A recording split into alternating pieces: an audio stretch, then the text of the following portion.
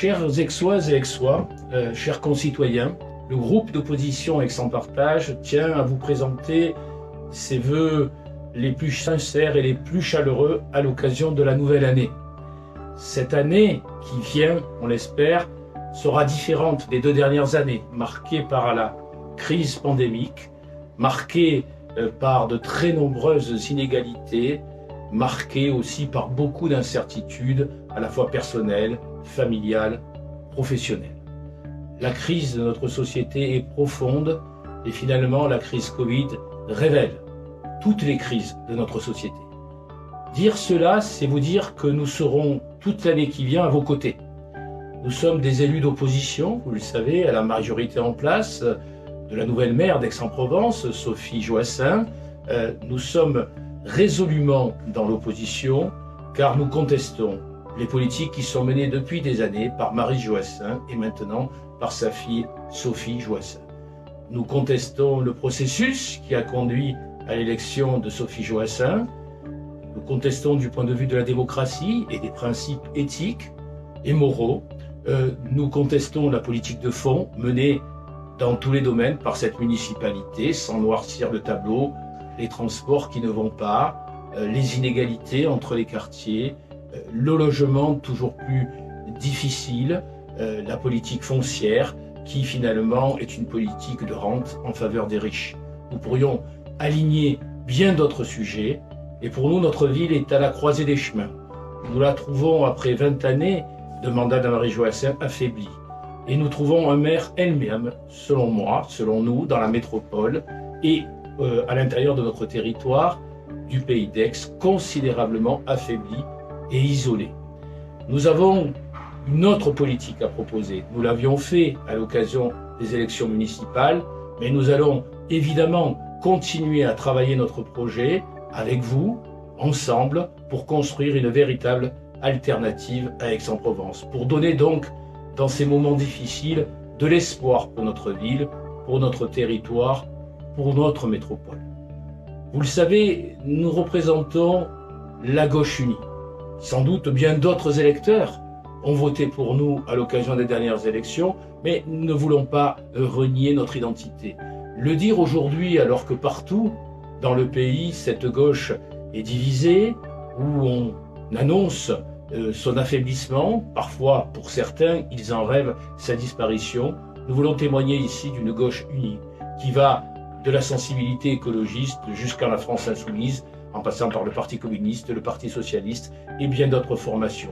Et qui comprend aussi, j'en suis l'expression, de nombreux citoyens résolument à gauche, portant les valeurs de la gauche, qui se sont retrouvés dans notre démarche. La gauche est toujours là, à Aix, sur ce territoire, et je suis persuadé que demain, elle peut apporter des solutions et elle peut ouvrir un nouvel espace d'espérance, car c'est finalement la vocation première de la gauche, un espace qui renouvellera profondément les politiques qui sont menées dans notre ville. Voilà en quoi nos vœux sont importants cette année. Nous serons à vos côtés. On espère que la crise Covid permettra des rencontres naturelles, comme l'on dit aujourd'hui en présentiel, nous retrouver tous ensemble, parce que le lien social est défait, parce qu'il est fragilisé, nous retrouver aussi parce que pour nous, la fraternité et le partage est la condition même de la politique. Vous êtes souvent isolés dans cette crise, nos services publics sont en berne. Finalement, la dignité et la considération de chacun, ainsi que l'égalité, sont en cause. Vous nous trouverez à vos côtés pour non seulement défendre ces principes, mais les faire vivre dans notre démocratie et notre vie. Chères Aixoises, chers Aixois, comme l'ensemble de mes collègues d'Aix-en-Partage, je voudrais à chacune et à chacun d'entre vous souhaiter une année la plus sereine possible. Celles et ceux d'entre vous qui ont lu notre programme savent que nous avons une attention particulière pour les jeunes. Et en effet, les municipalités ont de fait des compétences particulières, notamment sur les écoles. Et puis nous sommes à Aix-en-Provence où nous avons une université, une ville de jeunes. Et ces jeunes, je voudrais moi penser particulièrement à eux en ce moment, parce que quelle est leur vie aujourd'hui? Comment se construisent-ils? Comment se construisent tous ces petits bouts de chou avec un masque sur la figure à l'école? Comment se construisent ces jeunes qui arrivent à l'université et ne peuvent pas avoir de relations sociales? Et puis, plus largement, comment se construisent ces jeunes alors que nous sommes dans une société où nous considérons qu'ils sont un problème? Eh bien, nous, à Aix-en-Portage, nous considérons que non, les jeunes ne sont pas un problème. Ils sont même une large partie de la solution et nous souhaitons absolument leur faire confiance. Cela veut dire remettre en lien les écoles avec la culture et faire des activités périscolaires qui soient différentes de celles qui sont proposées aujourd'hui par la municipalité. Cela veut dire avoir une autre attention aussi à l'université et permettre à ces jeunes d'aller vers des projets qui vont les faire grandir, parce que lorsque nous voyons l'ensemble des combats qu'ils mènent aujourd'hui pour notre planète, pour faire en sorte que nous puissions toutes et tous ensemble avoir un avenir, qu'eux-mêmes puissent avoir un avenir, que leurs enfants puissent avoir un avenir au moment où notre planète est en si grand danger, je crois qu'il faut absolument que nous puissions leur laisser des espaces d'écoute, de partage, d'attention et de construction. À toutes et tous, une très bonne année et à bientôt. Merci. À vous toutes et à vous tous, habitantes et habitants du Pays d'Aix, je voudrais souhaiter une très belle année 2022. Je vous souhaite la paix et la sérénité, je vous souhaite de rire et d'aimer, et je vous souhaite enfin la santé pour traverser cette période si difficile qu'a été cette année 2021, et j'espère qu'il n'en sera pas de même pour 2022.